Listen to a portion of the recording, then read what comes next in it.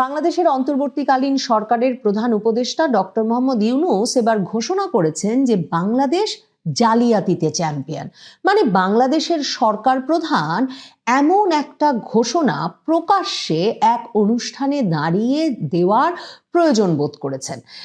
Doctor Mohammad Yunus ঢাকায় digital device and innovation expo নামের এক অনুষ্ঠান উদ্বোধন করতে গিয়ে একেবারে মজার ছলে বলে বসেছেন যে বলুন তো বাংলাদেশ পৃথিবীতে চ্যাম্পিয়ন কিসে, এবং তারপর আমাদের সরকার প্রধান ঘোষণা করেছেন বাংলাদেশ জালিয়াতিতে চ্যাম্পিয়ন। সব জিনিস জাল, বহু দেশ আমাদের পাসপোর্ট গ্রহণ করে না, ভিসা জাল, পাসপোর্ট জাল। তিনি বলেন একটা জালিয়াতের কারখানা বানিয়েছি আমরা। প্রধান উপদেষ্টা বলেন বাংলাদেশ একটা বিষয়ে পৃথিবীর চ্যাম্পিয়ন।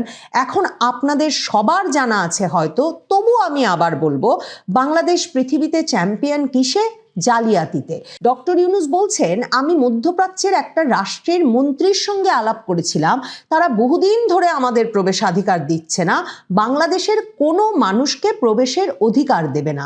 মানে ভাবা যায় এই ডক্টর মোহাম্মদ ইউনূস জুলাই সনদ স্বাক্ষরের দিন সংসদ ভবনের দক্ষিণ প্লাজায় যে বিরাট শামিয়ানা বেঁধে তারা জুলাই সনদ স্বাক্ষর অনুষ্ঠান করলেন, যে অনুষ্ঠানে এই অক্টোবরের 17 তারিখ কয়েক মাস আগে দাঁড়িয়ে প্রধান উপদেষ্টা ঘোষণা দিলেন যে জুলাই সনদ স্বাক্ষরের মাধ্যমে বাংলাদেশ বর্বরতা থেকে সভ্যতায় এলো, সেই অনুষ্ঠানে তো ডক্টর মোহাম্মদ ইউনূস ঘোষণা করেছিলেন যে এখানে 18 কোটি মানুষের মধ্যে অর্ধেক মানুষ হলো 27 বছরের নিচে, এটাই আমাদের সবচেয়ে বড় সম্পদ, এবং সারা দুনিয়া অবাক বিস্ময়ে নাকি আমাদের দিকে তাকিয়ে আছে কখন আমরা তাদের সাহায্য করব এই তরুণদেরকে পাঠিয়ে, কারণ সারা দুনিয়াতে তরুণদের অভাব।